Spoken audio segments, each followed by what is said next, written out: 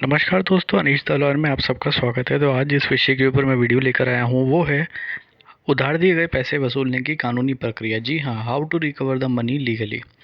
तो कई बार ये देखा गया है कि कई लोग अपने रिश्तेदार या अपने दोस्तों को या फिर अपने बिजनेस पार्टनरों को कई बार पैसा दे देते हैं, और ये पैसा जब दूर काफ़ी समय से नहीं मिलता तब उनके पास क्या राइट है। तो ये अपने राइट जानने के लिए मैं आपसे रिक्वेस्ट करूँगा कि वीडियो पूरा का पूरा एंड तक देखिएगा, जिससे कि आपको भी एक सलाह मिल सके, एक कानूनी तौर पे सलाह मिल सके, जिससे कि आपको भी आगे कुछ फ़ायदा हो सके। तो सबसे पहले चीज़ मैं ये आपको बताना चाहूँगा कि जब भी आप किसी को पैसा दें, चाहे अपने दोस्त, रिश्तेदार या किसी भी बिज़नेस पार्टनर को, तो ये बात ध्यान रखिएगा कि कोई भी ट्रांज़ैक्शन कभी भी कैश में ना करें।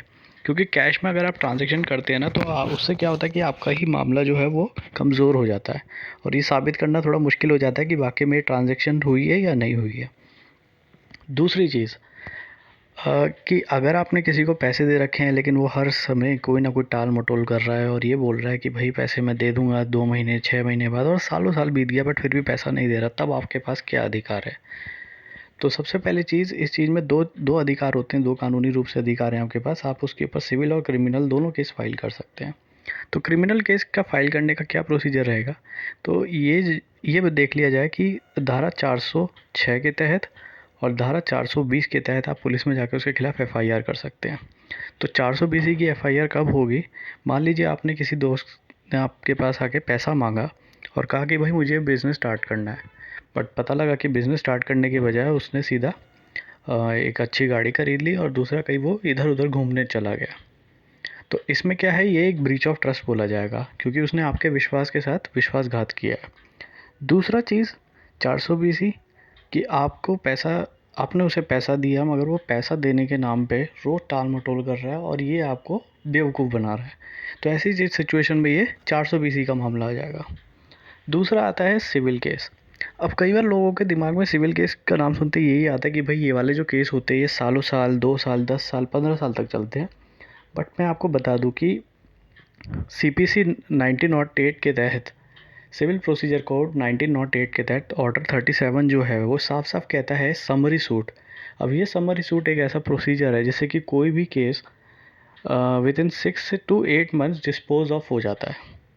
तो ये एक बहुत बड़ा रामबाण इलाज है कि खासकर उन लोगों के लिए जिन्होंने अपना पैसा जो है वो किसी ना किसी पर्सन को दे रखा है बट वो रिकवर नहीं कर पा रहे, तो ये रिकवरी सूट कहा जाता है एक तरह से। तो ये रिकवरी सूट जो है ये ऑर्डर 37 के थ्रू किया जा सकता है। बट ये चीज़ है कि एक प्लेंट फाइल करनी पड़ेगी, और प्लेंट फाइल करने के लिए आप अपने वकील साहब के पास अप्रोच कर सकते हैं। वो उन्हें लीगल नोटिस भिजवाएंगे, और लीगल नोटिस जो कि 1 महीना भी हो सकता है, 15 दिन या फिर 10 दिन। तो उस हिसाब से फिर अगर कोई भी रिस्पॉन्स नहीं आता है उस बंदे से जिससे आपको पैसा रिकवर करना है, तो ऐसी सिचुएशन में फिर आप सीधा एक प्लेंट फाइल कर सकते हैं इन द सिविल कोर्ट।